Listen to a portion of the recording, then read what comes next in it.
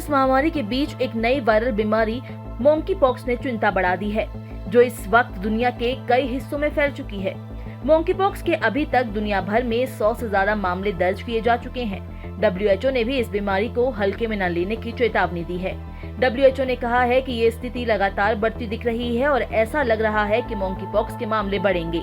जैसे जैसे non endemic देशों में इस बीमारी को लेकर निगरानी बढ़ाई जा रही है, इसकी जांच जारी है। हालांकि रिपोर्ट किए गए मामलों में अभी तक कोई स्थापित यात्रा लिंक नहीं देखा गया। अभी तक प्रकोप से जुड़ी कोई भी मौत रिपोर्ट भी नहीं की गई। अब सवाल यही उठता है कि कोरोना और मंकी पॉक्स में से कौन सा संक्रमण ज्यादा खतरनाक है। इस बीच ओटागो विश्वविद्यालय के जैव रसायन के प्रोफेसर ने कहा है कि मंकी पॉक्स वायरस कोविड-19 से कम खतरनाक है। ये वायरस तेजी से एक से दूसरे व्यक्ति को संक्रमित नहीं करता, इसलिए ये जल्द खत्म हो सकता है। वहीं SARS-CoV-2 यानी कोरोना वायरस की तुलना में विशेषज्ञों का मानना है कि हमारे पास इस बीमारी को हाथ से निकलने से पहले रोकने और इसका इलाज करने के लिए अधिक संसाधन और उपकरण हैं। अब आपको बताते हैं कि कोविड-19 और मंकी पॉक्स का कारण क्या है। कोरोना वायरस या कोविड-19 गंभीर तीव्र श्वसन सिंड्रोम यानी severe acute respiratory syndrome SARS-CoV-2 के कारण होता है, जबकि मंकी पॉक्स आमतौर पर मध्य और पश्चिम अफ्रीका में जंगली जानवरों के बीच फैलने और प्रसारित होने वाली बीमारी है। ये मनुष्यों में तब फैलती है जब वे संक्रमित जानवरों के संपर्क में आते हैं। दुनिया भर में जिस तरह मंकी पॉक्स के मामले बढ़ते देखे जा रहे हैं, इसके बाद कुछ देशों ने सख्त कदम भी उठाने शुरू कर दिए हैं।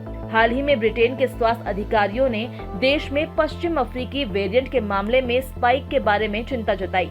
United kingdom health security agency ने लोगों को मंकी पॉक्स के विकास के उच्च जोखिम वाले लोगों या संक्रमित लोगों के पास संपर्क में आने वालों को 21 दिनों के लिए खुद को आइसोलेशन करने की सलाह दी है। बेल्जियम ने मंकी पॉक्स के मरीजों के लिए 21 दिन का अनिवार्य क्वारंटीन भी शुरू कर दिया है।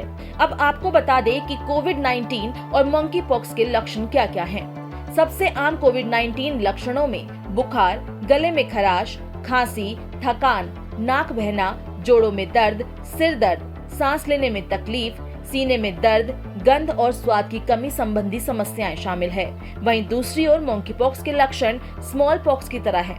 WHO के मुताबिक इसमें सिर दर्द, बुखार, ठंड लगना, गले में खराश, बेचैनी, थकावट, रैश और लिम्फेडेनोपैथी आम लक्षण हैं। लोगों के मन में एक सवाल और है कि क्या दुनिया में इसके लिए वैक्सीन उपलब्ध है। हम सभी जानते हैं कि कोविड-19 वैक्सीन और वैक्सीनेशन प्रोग्राम किस तेजी से दुनिया भर में चल रहा है। इसी तरह मंकी पॉक्स के मामले में सभी को मालूम होना चाहिए कि इस बीमारी से बचाव के लिए किसी तरह की वैक्सीन उपलब्ध है या नहीं।